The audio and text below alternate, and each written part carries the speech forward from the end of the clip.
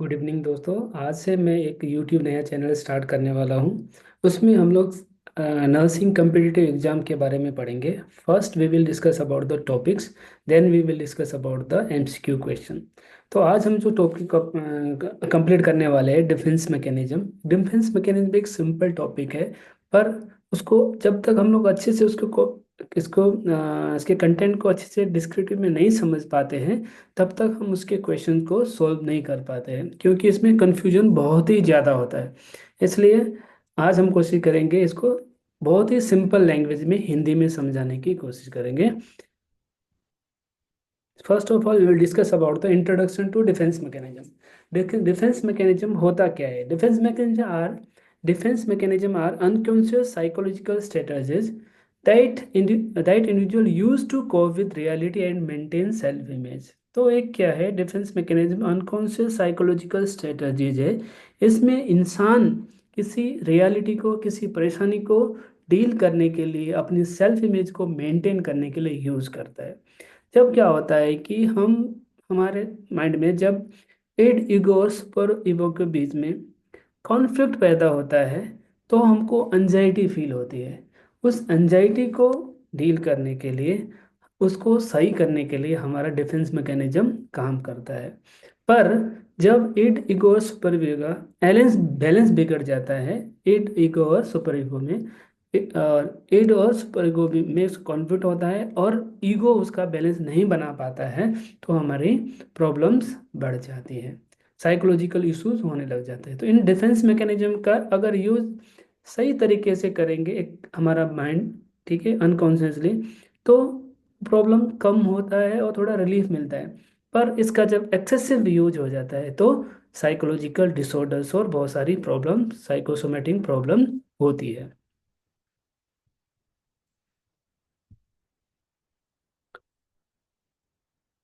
Next, we will discuss about the what are id, superego, and ego. With the example, we will try to understand about it. First, id. It operates on the pleasure principle, seeking immediate gratification of desires, urges और impulses. जो end होता है वो किस principal पर operate करता है? वो होता है प्लेजर प्रिंसिपल में। उसको यह लगता है कि उसकी जो इच्छाएं, वो चीज़ें होती है, उसी टाइम मिल जानी चाहिए, वो कुछ वेट नहीं कर सकता है। This is the part of it. For example, I want to eat the that cake right now even it is someone else. मैं अभी इस केक को, फॉर एग्जाम्पल, जैसे कोई वो है, मन के अंदर ख्याल आता है कि मुझे इस केक को, इस चीज़ को अभी लेना है, चाहे वो किसी और का हो, तभी मुझे अभी लेना है। तो ये एग्जाम्पल किसका हो गया? इट का। दूसरा है super ego. Super ego function as the moral compass, pushing for adherence to social and ethical norms.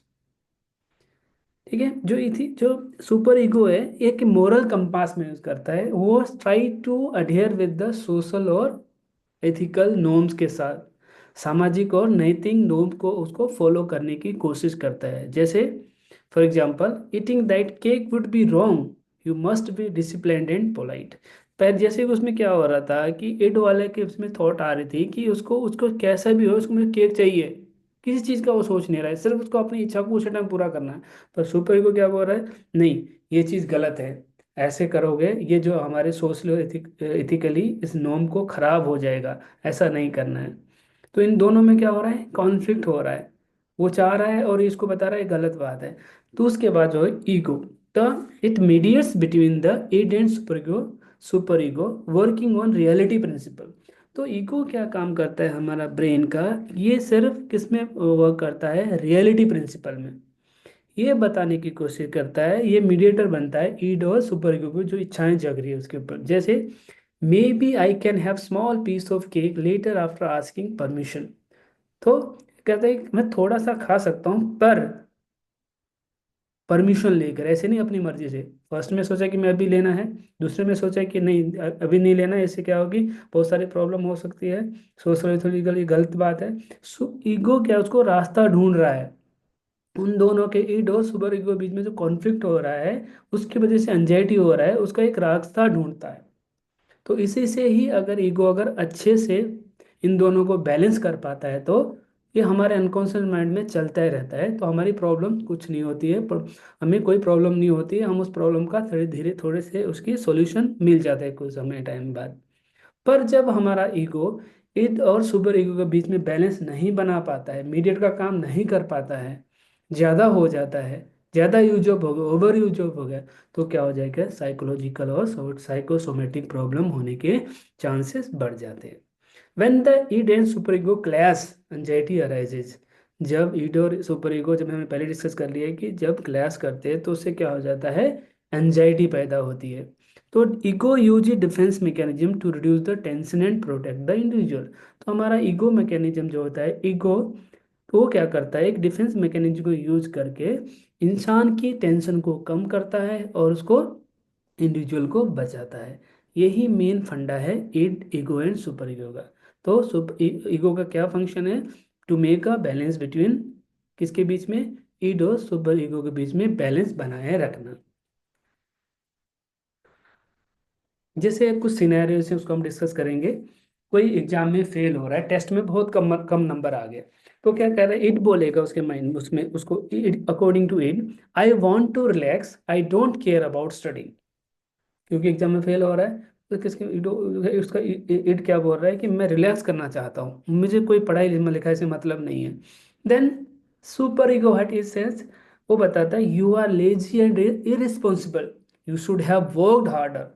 Super ego बोलता है कि नहीं, तुम लेजी हो, रिस्पॉन्सिबल नहीं हो, इरिस्पॉन्सिबल हो, तुम्हें और हार्ड वर्क करना चाहिए। तो इन दोनों के बीच में क्या हो रहा है, कॉन्फ्लिक्ट हो रहा है। वो चाह रहा है कि मैं नहीं, मुझे कुछ नहीं करना, मुझे पढ़ाई नहीं करना, एट चाह रहा है। सुपर ईगो चाह रहा है कि नहीं, वो बता रहा है कि नहीं, तुम लेजी हो, इरिस्पॉन्सिबल हो, तुम्हें और हार्ड वर्क करना चाहिए। तो इनमें कॉन्फ्लिक्ट हो गया, इसमें क्या हो रहा है, टेंशन हो रही है, एंजाइटी हो रही है। तो उसको क्या होगा, फिर साइकोसोमेटिक प्रॉब्लम्स होगी, नींद नहीं आएगा, सिर दर्द होगा, चक्कर आएगा, कहीं किसी को काम में मन नहीं लगेगा। उसको बैलेंस करने के लिए हमारा ईगो एक्टिवेट होता है, it mediates the conflict and employs rationalisation. तो क्या कर रहा है, उसको इन दोनों के बीच में मीडिएटर बन सकता है और बन जाता है, और डिफेंस मैकेनिज्म को यूज करता है। उस डिफेंस मैकेनिज्म का नाम है रैशनलाइजेशन। इसमें क्या बोलता है, it's not my fault, the test was unfair and the question was too hard.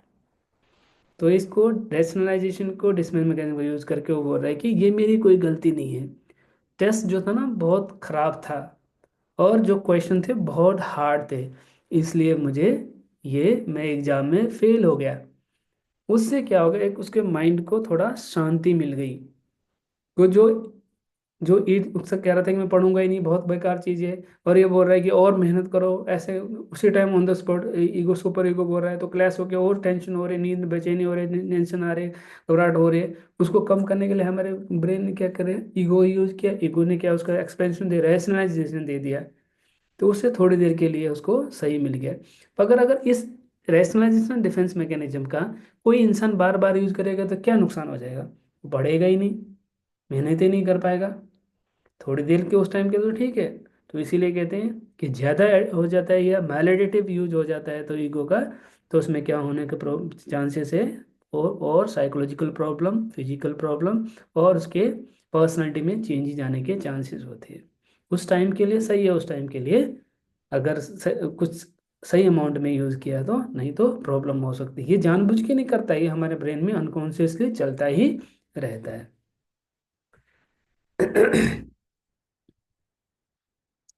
Next है डिफेंस मैकेनिज्म आर, जैसे हमने पहले देख लिया डिफेंस मैकेनिज्म के टाइप्स कितने हैं। Defence mechanism are unconscious strategy that protect the ego from anxiety, conflict and emotional distress.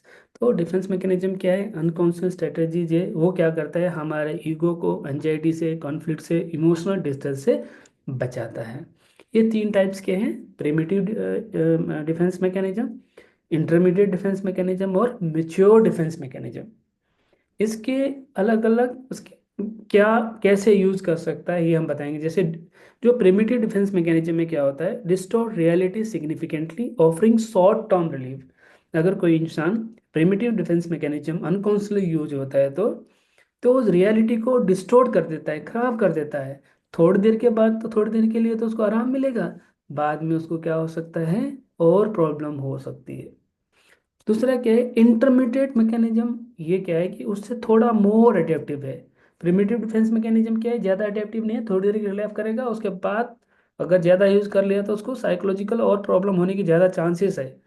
पर इंटरमीडिएट है ना, अगर कंपेयर करेंगे प्रिमिटिव डिफेंस मैकेनिज्म के में, तो इंटरमीडिएट डिफेंस मैकेनिज्म है वो मोर अडेप्टिव है। पर हालांकि इससे भी थोड़ी प्रॉब्लम हो सकती है, ठीक है। पर जो मेच्योर डिफेंस मैकेनिज्म है ना, ये सबसे ज़्यादा कंस्ट्रक्टिव और रियलिटी ओरिएंटेड है डिफेंस मैकेनिज्म में। इससे क्या होता है, पर्सनल ग्रोथ होता है। फिर भी इसका भी अगर ज़्यादा और मालिटेटिव यूज हो जाता है तो even then there may be chances of developing some secondary problems.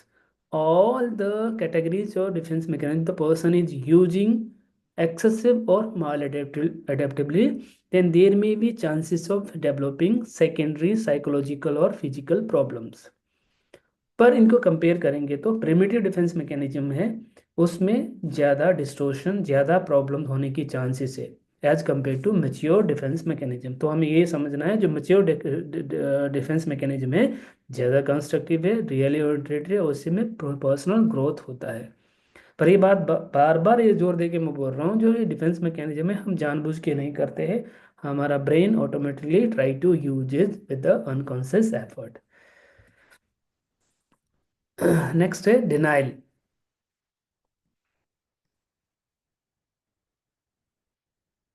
Denial defence mechanism. In denial में क्या होता है, the person is will refuse to accept the reality to avoid pain और distress. In denial patient will refuse to accept the reality to avoid pain और distress. वो इंसान reality को accept करना नहीं चाहेगा। क्यों नहीं चाहेगा, क्योंकि उसे पता लगता है उससे उसको और प्रॉब्लम होगी अगर रियलिटी को एक्सेप्ट करेगा। जैसे कि for example smoker insisting they are not at risk for health problems. तो स्मोकर से उसको लगता है कि मुझे कोई प्रॉब्लम ही नहीं है, ऐसे कुछ नहीं होने वाला है। क्यों, उसको क्या कर रहा है, उसको रियलिटी को एक्सेप्ट ही नहीं कर रहा है। तो उससे क्या हो सकता है, अगर कोई इंसान ये सोचेगा कि मुझे स्मोकिंग करूंगा, स्मोकिंग करने से मुझे कोई प्रॉब्लम नहीं होने वाला है, he is using denial, he is not accepting reality. What will happen, there will be chances of having substance use disorder, delusional disorders. उसको लिए सब्सटेंस डिसऑर्डर्स क्या होता है, the disorder which is occurring due to use of substance. Substance क्या होता है, जो हमें potentials, which shares potential for abuse. मतलब सब्सटेंस वो होता है जिसकी वजह से, जो हम लेने से उसकी आदत बन जाती है, उससे बीमारियां होती है। तो अगर इसको patient denial defence mechanism use करेगा तो there may be chances of having disorder called substance use disorders. Next है defence mechanism that is projection. जैसे projection as the name indicate, the person which projects, वो अपने जो unacceptable feelings और thoughts को दूसरे के ऊपर प्रोजेक्ट करेगा, that you will call projection. Example, a jealous partner accuse their spouse infidelity. तो जैसे जो कोई इंसान है जेलस है पार्टनर है, तो अपनी अपनी वाइफ को, अपने पार्टनर्स को उसको अक्यूज करता है कि वो लॉयल नहीं है, उसका कहीं और अफेयर चल रहा है, वो उसको धोखा दे रहा है या दे रही है, ठीक है। पर ऐसा अगर ये चीज करेगा, अगर कोई इंसान एक्सेसिव और माल अडेप्टिवली, है ना, जो प्रिमिटिव डिफेंस मैकेनिज्म है, प्रिमिटिव डिफेंस मैकेनिज्म क्या होता है, इसका मतलब ये है कि वो अगर इसका यूज करने से ज़्यादा रियलिटी को डिस्टोर्ट करता है और प्रॉब्लम होने के ज़्यादा चांसेस रहते हैं इसमें। तो इसमें कैसा हो सकता है कि पेशेंट को पैरानॉइड पर्सनैलिटी डिसऑर्डर डेवलप हो सकता है, ठीक है, क्योंकि वो अपनी चीज़ को किसी और के ऊपर प्रोजेक्ट कर रहा है। अगर ऐसे करते करते उसकी आदत बन जाएगी, देयर में भी chances of having paranoid personality disorders. Next है प्रिमिटिव डिफेंस मैकेनिज्म है splitting. Here also, as the name indicate, viewing people or situation as entirely good or bad without middle ground.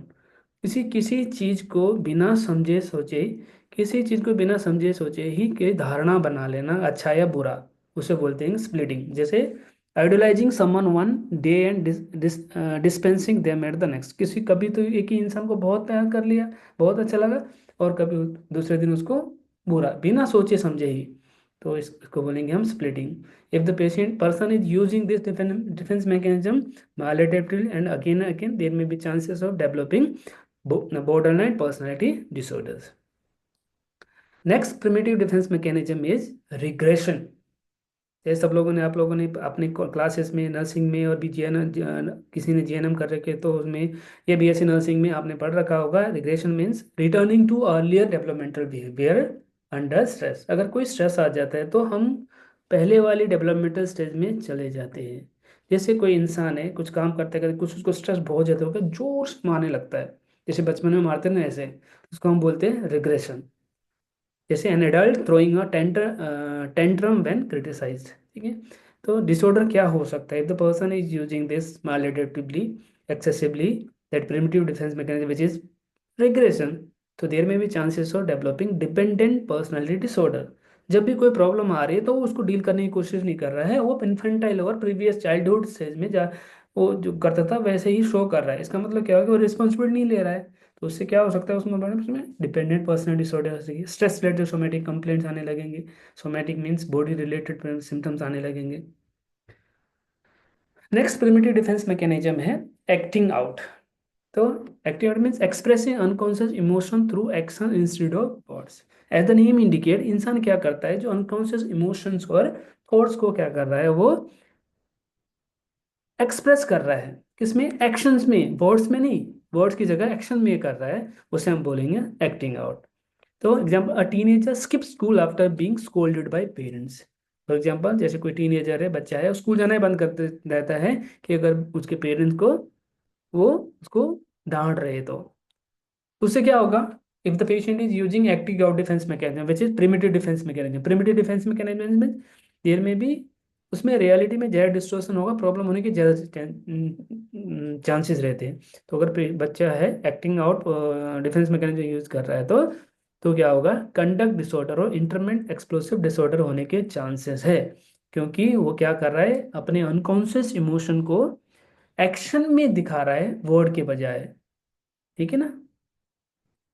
Next है primitive defence mechanism में ही fantasy, अपने ही अलग ही दुनिया में रहना। Escaping reality by retreating into an imaginary world. मतलब fantasy मतलब अपनी रियलिटी से दूर होके किसी इमेजिनरी वर्ल्ड में चले जाना, फैंटेसी में जीना बोलते हैं ना, जैसे वैसे। जैसे imagining being successful to avoid confronting failure. अपने फेलियर को समझने की बजाय, उसको एक्सेप्ट करके और मेहनत करने की बजाय ये सक्सेसफुल मान लेता है कि नहीं, मैं सक्सेस हूँ, मैं कोई फेल नहीं हूँ, मैं पास हूँ। वो एग्जांपल हो गया फैंटेसी का। ऐसे लोगों को अगर ज़्यादा ऐसे जो हमारा अनकॉन्शियसली हमारा माइंड फैंटेसी डिफेंस मैकेनिज्म को यूज़ करता है तो देर में भी chances of developing suicide personal disorder और avoidance coping. Suicide personal disorder होने के चांसेस रहते हैं। नेक्स्ट प्रिमिटिव डिफेंस मैकेनिज्म है dissociation. As the name indicate, dissociation means going away, disconnecting from the reality. तो disconnecting from reality to avoid emotional pain, किसी emotional pain से बचने के लिए रियलिटी से दूर हो जाना, उसे हम बोलेंगे dissociation. For example, feeling detach during a traumatic event. जैसे किसी ट्रोमेटिक इवेंट्स में डिटैच फील हो जाना, किसी उस ट्रोमेटिक इवेंट से दूर हुआ फील करना, उसे हम बोलेंगे डिसोसिएशन। अगर ऐसा प्रिमिटिव डिफेंस मैकेनिज्म जैसे कि डिसोसिएशन डिफेंस मैकेनिज्म यूज होता है तो उनमें बाद में डिसोसिएटिव आइडेंटिटी डिसऑर्डर होने के चांसेस होते हैं, या पोस्ट ट्रॉमेटिक स्ट्रेस डिसऑर्डर होने के चांसेस होते हैं। नेक्स्ट है प्रिमिटिव डिफेंस मैकेनिज्म, हमने फिनिश कर लिया, सबसे वर्स्ट डिफेंस मैकेनिज्म है। ठीक है, नेक्स्ट है इंटरमीडिएट डिफेंस मैकेनिज्म, उससे थोड़े सही है। इसको यूज करने पर रिलीफ मिलता है, रियलिटी को डिस्टोर्ट होता है, पर उतना ज़्यादा नहीं है जितने उनको यूज होने में प्रॉब्लम्स होती है। जैसे इसको कहेंगे डिप्रेशन। जैसे in depression means unconsciously blocking distressing memories और थॉट्स। डिप्रेशन का मतलब होता है कि जो इंसान रहता है अनकॉन्शियसली बिना जानबूझे डिस्ट्रेसिंग थॉट्स और मेमोरी को ब्लॉक कर देना, मेमोरी से दूर चले जाना। For example, forgetting a traumatic event from childhood. किसी चीज़ को, कोई ट्रोमेटिक इवेंट से, हम बचपन का है, उसको अपने आप हमें बिना समझे हमारा ब्रेन ने उसको भुला दिया है। ठीक है, तो उसे बोलेंगे हम लोग रिप्रेशन। ऐसा अगर डिफेंस मैकेनिज्म यूज होता है तो पेशेंट में पोस्ट ट्रॉमेटिक डिसऑर्डर और डिसोसिएटिव डिसऑर्डर होने के चांस होते हैं। एक्सेसिव यूज हो गया, क्योंकि वो स्ट्रेसफुल सिचुएशन है, वो है तो है, ब्रेन के अंदर है, माइंड के अंदर है, पर हमारे ब्रेन ने अनकॉन्शियसली उसको रिप्रेस कर दिया, दबा दिया है, हमारे हमें पता नहीं है। उससे क्या होगा लेटर, क्योंकि वो चीज़ अंदर तो है ही, जैसे जैसे बात बड़े होने के बाद प्रॉब्लम क्या हो सकती है, डिसोसिएटिव सिम्टम आएंगे, पोस्ट ट्रोमेटिक स्ट्रेस डिसऑर्डर होगा। नेक्स्ट है intermediate displacement defence mechanism. Displacement means redirecting emotion from the original source to a safer target। हमारे अनकॉन्शियसली जो हमारे इमोशंस है उनको हम किसी हायर टारगेट में हम एक्सप्रेस नहीं कर सकते, तो हम सेफर और सॉफ्टर टारगेट में डालते हैं, उसको हम बोलेंगे डिस्प्लेसमेंट। जैसे कोई इंसान है, अपने बॉस से बहुत गुस्सा हो रहा है, उसने बॉस ने बहुत डांटा है, अपने बॉस को तो दिखा डांट डूट नहीं सकता, कुछ बोल नहीं सकता क्योंकि जॉब चली जाएगी। घर में आता है तो अपने बच्चों को परेशान कर, बच्चों को डांटता है, वाइफ को डांटता है, तो उसे हम क्या कहेंगे, उसको डिस्प्लेसमेंट डिफेंस मैकेनिज्म। ऐसे डिफेंस मैकेनिज्म अगर पेशेंट यूज करता है तो उसमें क्या हो सकता है, एंगर मैनेजमेंट प्रॉब्लम्स हो सकती है, the patient may have depression. These are the disorder which can occur if maladaptively the person use displacement defense mechanism.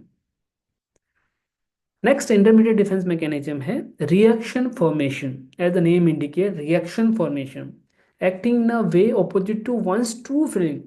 Reaction means एक एक्शन होता है, एक रिएक्शन होता है, जो शो कर रहा है उसका ओपोजिट होना।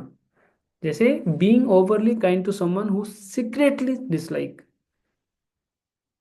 यू सीक्रेटली डिसलाइक, मतलब किसी को हम किसी को दिखावा ये कर रहे हैं कि हम उसको बहुत प्यार करते हैं, बहुत ज्यादा करते हैं, पर अंदर से उसको डिसलाइक कर रहे हैं, ओपोजिट दिखा रहे हैं, reaction formation. Reaction reaction formation कर रहे हैं किसमें, कि जैसे कोई बहू है तो उसका क्या वो सास को बहुत नफरत करती है, पर उसके सामने दिखावा कर रही है कि उसको बहुत ज्यादा उसे प्यार करते हैं, वो क्या हो गया, reaction formation. That is name of that defence mechanism, reaction formation. तो ऐसे अगर patient reaction formation defence mechanism use कर सकता है तो देर में करता है, तो देर में भी chances having anxiety disorder, obsessive compulsive disorder, ठीक है, ऑब्सेसिव कंपल्सिव पर्सनैलिटी डिसऑर्डर, ऐसे चांसेस है अगर patient use reaction formation. Next है rationalisation. Here the justifying unacceptable behaviour with logical explanation. जो जो अनएक्सेप्टेबल थॉट्स और बिहेवियर को ऐसे उसको जस्टिफाई करना कि लॉजिक दे के, एक्सप्लेनेशन दे के, उसको हम बोलेंगे रैशनलाइजेशन। जैसे blaming a failed exam on unfair question, किसी एग्जाम में हम फेल हो गए, हम किस पे कर रहे हैं कि क्वेश्चन पेपर ही अच्छा नहीं था, तो क्या कर रहे हैं हम लोग, उसको लॉजिकल एक्सप्लेन दे के रैशनलाइज कर रहे हैं कि एग्जाम खराब नहीं गया, इसलिए गया क्योंकि क्वेश्चन पेपर ही खराब, तो वो क्या गया रैशनलाइजेशन। लॉजिकल, हम लोग उसको लॉजिकल एक्सप्लेनेशन करने की कोशिश कर रहे हैं। If the patient is using rationalisation defence mechanism, there may be chances of developing avoidant personality disorders. तो ऐसे पेशेंट में जो रैशनलाइजेशन डिफेंस मैकेनिज्म यूज करता है, अवॉइडेंट पर्सनालिटी डिसऑर्डर होने के चांसेस हो जाते हैं। नेक्स्ट है intellectualisation, means using excessive logic. उसमें तो लॉजिकल यूज कर रहा है, इसमें ज़्यादा लॉजिकल एक्सप्लेनेशन दे रहा है। Using excessive logic to avoid emotional stress, किसी इमोशनल स्ट्रेस को बचने के लिए, उसका सामना ना करना पड़े, उसके फीलिंग से बचने के लिए अगर एक्सेसिव लॉजिक दे रहा है तो उसे हम बोलते हैं इंटेलेक्चुअलाइजेशन। जैसे analysing breakup instead of processing emotions, ठीक है, वो क्या है, इमोशंस को प्रोसेस करने के बजाय वो उसकी एनालाइज करने लग रहा है, उसको उसको उसकी तोड़ मोड़ के उसको एक्सप्रेस करने लग रहा है और बातें बताने लग रहा है, उसका रीजन दे रहा है, लॉजिक दे रहा है, सब चीज़, उसे हम बोलेंगे इंटेलेक्चुअलाइजेशन। अगर ऐसा इंटेलेक्चुअलाइजेशन अगर कोई डिफेंस मैकेनिज्म यूज करता है तो देन देयर में भी chances of having post traumatic stress disorders और avoidance coping problem can be occur in that person. Next है somatisation. Soma means is related to physical, converting psychological distress into physical symptoms। जो psychological distress को physical symptom में convert करना, उसे बोलते हैं कि हम सोमेटाइजेशन। एग्जाम्पल डेवलपिंग सोमेटिक सोमेट स्टोमक एक्ट ड्यूरिंग एन आर्गुमेंट। अगर किसी इंसान की किसी के साथ आर्गुमेंट हो रहा है तो अचानक उसको पेट दर्द होने लग गया, तो इसमें क्या हो रहा है, वो जो अनएक्सेप्टेड डिस्ट्रेसिंग थॉट्स थे, चीज़ें थी, उसको उसने फिजिकल सिम्टम में चेंज कर दिया उसके ब्रेन ने। उस टाइम फिर उस टाइम के लिए तो थोड़ा कम हो गया, पर लेटर ऑन क्या होगा अगर बार बार यूज करता रहेगा, हालांकि उस टाइम से वो लड़ाई आर्गुमेंट कम हो जाएगा, क्योंकि उसको सामने वाले को लगेगा यार इसका तो ऐसी दिक्कत हो गई है, शायद पता नहीं क्या होगा, सब लोग ट्रीटमेंट करने के लिए जाएगा। पर बार बार करेगा तो क्या होगा कि सोमेटिक सिम्टम डिसऑर्डर हो सकता है उसको, इलनेस एंजाइटी डिसऑर्डर हो सकता है। ठीक है। नेक्स्ट है undoing. Next intermediate defence mechanism है undoing. Undoing means as the name indicate, undo करना। Attempt to cancel out an unacceptable thoughts और एक्शन, जो अनएक्सेप्टेबल थॉट्स और एक्शन को कैंसिल करने की कोशिश करना है। जैसे कि apologising excessively after insulting someone, किसी की हमने बहुत बुरी तरह डांट कर दिया है, फिर उसके बाद उसके साथ माफी मांगने की कोशिश कर रही है कि जो करा उसको अंडू करने की, तो उसे हम बोलेंगे अनडूइंग। ऐसे में अगर पेशेंट बार बार यूज करेगा, पेशेंट उसका माइंड अनकॉन्शियसली बार बार use undoing defence mechanism, there में भी chances having OCD, obsessive compulsive disorder और जनरलाइज्ड एंजाइटी डिसऑर्डर्स। नेक्स्ट है mature defence mechanism. This is the more constructive defense mechanism. By use of this mechanism, well, there will be a solution of problem for a safer time. इसको भी mature, जो mature defence mechanism है वो उससे, उन दोनों intermediate और primitive defence mechanism से ज़्यादा खतरनाक नहीं है, थोड़े कम है, पर इनको भी अगर हमारा ब्रेन अनकॉन्शियसली बार बार यूज करेगा तब भी साइकोलॉजिकल प्रॉब्लम हो सकता है, पर as compare to them it gives comfort to the patient, more relaxation to the patient. जैसे कि sublimation, channelling, channelling unacceptable impulses into constructive activities, जो अनएक्सेप्टेबल इम्पल्सिस को हम कंस्ट्रक्टिव एक्टिविटीज में, अच्छी एक्टिविटीज में बदल देते हैं, उसे हम बोलते हैं सब्लिमेशन। जैसे turning aggressive energy into success in sports. Sports, किसी पेशेंट किसी इंसान को बहुत उसके पास गुस्से वाले अग्रेसिव एनर्जी है, तो गुस्से की बजाय किसी को मार पीटने की बजाय अच्छा उस एनर्जी को कह के कंपटीशन में यूज करके स्पोर्ट में सबसे फर्स्ट आ रहा है, इसका मतलब क्या हो गया, उसने defence mechanism sublimation defence mechanism किया। तो कि अगर ये यूज करता है तो उसको पेशेंट को फायदा ही होता है, पर एक्सेसिव और माइल्डिटी हो गया तो दिन में अगर यूज हो जाएगा, ज्यादा हो जाएगा तो डिसऑर्डर जैसे परफेक्शनिज्म ओसीडी होने के चांसेस बढ़ जाते हैं।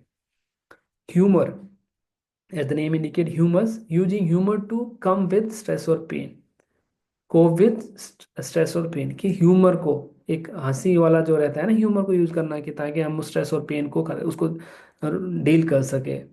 ठीक है, तो थोड़ी देर के लिए तो सही रहेगा। Joking about mistake to ease tension, तो किसी मिस्टेक के बारे में सोच के थोड़ा हंसना, जो करना, तो ताकि टेंशन कम हो जाए, पर उस टाइम तो कम हो सकती है, पर लेटर अगर वो बहुत ज़्यादा उसको एक्सप्रेस करेगा, ह्यूमर को एक्सप्रेस करेगा, पेन को छुपाने की कोशिश करेगा, तो देर में भी chances of developing mass depression, emotional avoidance type के डिसऑर्डर होने के चांसेस हो सकते हैं। नेक्स्ट है अल्ट्रुइज्म, हमपन की भावना, helping others to manage personal stress or guilt. Altruism means we are helping others to manage personal stress और गिल्ट। पर्सनल स्ट्रेस और गिल्ट को सही करने के लिए हम किसी और की हेल्प करना, उसे बोलते हैं altruism. Volunteering at shelter after experiencing personal loss, किसी हमने हमारा बहुत बड़ा नुकसान हो गया है, हम किसी के फिर बाद में दान कर रहे हैं, गुरुद्वारों में जाके बर्तन धो रहे हैं, अनाथालय में लाके सेवा कर रहे हैं, वो सारी क्या है, अल्ट्रुइज्म है। ठीक है, ऐसे में भी अगर अल्ट्रुइज्म में ज़्यादा हो जाएगा तो बर्न आउट होगा, उसको को डिपेंडेंसी होने के चांसेस हो जाते हैं, अगर एक्सेसिव और मालएडिटिव यूज हो जाएगा अल्ट्रुइज्म डिफेंस मैकेनिज्म। नेक्स्ट है सप्रेशन। पहले हमने पढ़ा एक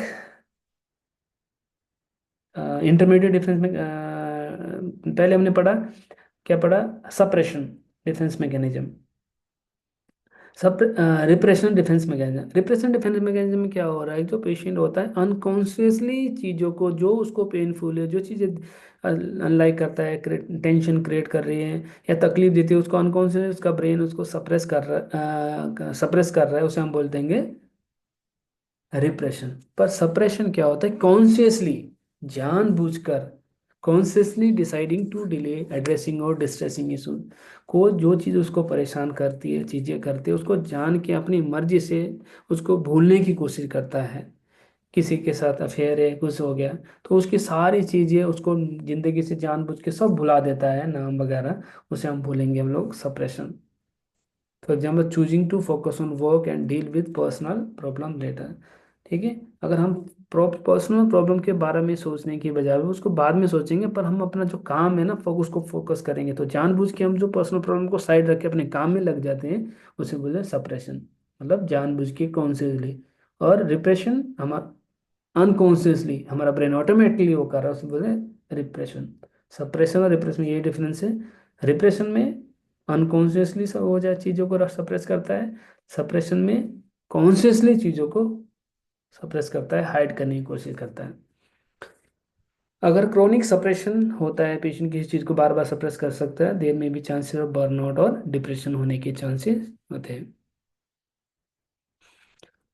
हमने इतना सिर्फ पढ़ा डिफेंस मैकेनिज्म के। डिफेंस मैकेनिज्म का मेन एम क्या है, कि all defence mechanism aim to reduce anxiety, but excessive और maladaptive use can lead to psychological disorder. हर कोई डिफेंस मैकेनिज्म का मेन मकसद क्या है, कि हमारी एंजाइटी को रिड्यूस करना, by making balance between id and super ego with the help of ego.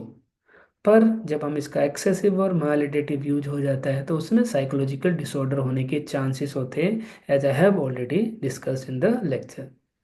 तो उसके हमने थ्री टाइप के डिफेंस मैकेनिज्म पढ़े अभी तक: primitive defence mechanism, intermediate defence mechanism और मैच्योर डिफेंस मैकेनिज्म। इसके अलग अलग टाइप से हमने अब तक डिस्कस कर लिए हैं। प्रिमिटिव डिफेंस मैकेनिज्म मतलब वो ऐसे डिफेंस मैकेनिज्म है जो रियलिटी को ज़्यादा डिस्टॉर्ट करते हैं, और थोड़ी देर के लिए तो सही रहते हैं, पर उसमें बाद में सिवियर पर्सनल डिसऑर्डर होने के चांस होता है, अगर कोई इंसान अनकॉन्शियसली उसका ब्रेन प्रिमिटिव डिफेंस मैकेनिज्म का यूज करता है, जैसे कि डिनायल। दूसरा इंटरमीडिएट डिफेंस मैकेनिज्म, इसमें क्या करता है कि ये प्रिमिटिव डिफेंस मैकेनिज्म के बजाय ये थोड़े से हेल्पफुल रहते हैं, अपने इमोशन को मैनेज करने के लिए हेल्प करते हैं, फिर भी इसके भी रियलिटी को डिस्टॉर्ट करते हैं, और पर्सनैलिटी और डिसऑर्डर और साइकोसोमेटिक प्रॉब्लम होने के चांसेस इसमें भी रहते हैं, अगर वो एक्सेसिव और मैलिटेटिव यूज हो। तो लास्ट है मेच्योर डिफेंस मैकेनिज्म, जैसे हमने पहले डिस्कस करा, ये सबसे ज़्यादा अच्छा कंस्ट्रक्टिव डिफेंस मैकेनिज्म है। इससे क्या हो सकता है, it promote growth, resolve conflicts, conflict को कम करता है, और ये क्या है, एक हेल्थीएस्ट तरीका है किसी स्ट्रेस को कोप कोप करने के लिए।